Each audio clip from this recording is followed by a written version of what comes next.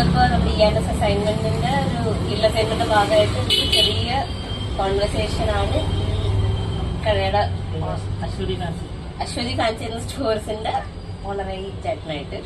So ചേട്ടൻ നമ്മൾ ചോദിക്കാൻ വന്നത്, ഒന്ന് ഈ ഒരു സംരംഭം തുടങ്ങാൻ വേണ്ടിയിട്ട് എന്തായാലും മോട്ടിവേഷനും കാര്യങ്ങളൊക്കെ എന്തായാലും തുടങ്ങാൻ ഞാൻ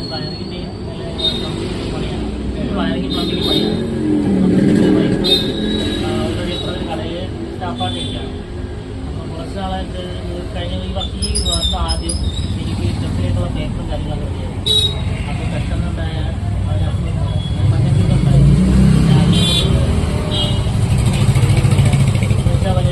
അങ്ങനെ കുറച്ച് സംഭവങ്ങൾ കൃത്യനിശ്ചയിലാണ് മെഡിക്കൽ കോളേജൊക്കെ ആയിരുന്നു. അപ്പോൾ അതിനൊക്കെ കുറച്ച് കാശുകളും കാര്യങ്ങളൊക്കെ അപ്പോൾ പിന്നെ എനിക്ക് ബേസിക്കായിട്ട് ബാക്ക് പെയിൻ്റെ ഒരു പ്രശ്നങ്ങളുണ്ട്. ബാക്ക് പെയിൻ എന്ന് പറഞ്ഞാൽ അറിയാമല്ലോ.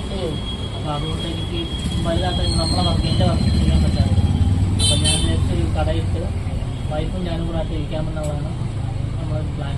അങ്ങനെയാണ് അവസ്ഥയിൽ തുടങ്ങുന്നത്. അപ്പോൾ ഈ ഒരു സംരംഭം തുടങ്ങുന്ന സമയത്ത് എന്തൊക്കെ സ്ട്രഗിൾസ് ഒക്കെ ആദ്യം ഞാനിത് ഇതിന് മുമ്പ് കഴിഞ്ഞ വർഷം അത് കുറേ നോക്കിയായിരുന്നു കടയിൽ.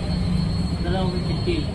പിന്നെ നമുക്ക് സൗകര്യം പോലെ ഉള്ള നേരത്തെ അങ്ങനെ നോക്കാമെന്ന് വിചാരിച്ച് പിന്നെ പെൻഡിങ് കിട്ടും. ഈ അടുത്ത അസുഖങ്ങളൊക്കെ വന്ന് നമുക്ക് പുറത്ത് പോയി ഹാർഡ് വർക്ക് ചെയ്യാൻ പറ്റാതായപ്പോൾ ബാക്ക് പെയിനൊക്കെ ആയതിന് സ്ഥിതി നമുക്ക് എന്തായാലും ഇത് ഉറപ്പിച്ചൊരു കട എടുക്കണം എന്നുള്ളത്. അങ്ങനെ ഞങ്ങൾ കട നോക്കി വന്നപ്പോഴാണ് ഇവിടെ പെരുക്കൊടിയിൽ വളർന്നിട്ട് എനിക്കൊരു കട ഉണ്ടായിരുന്നു.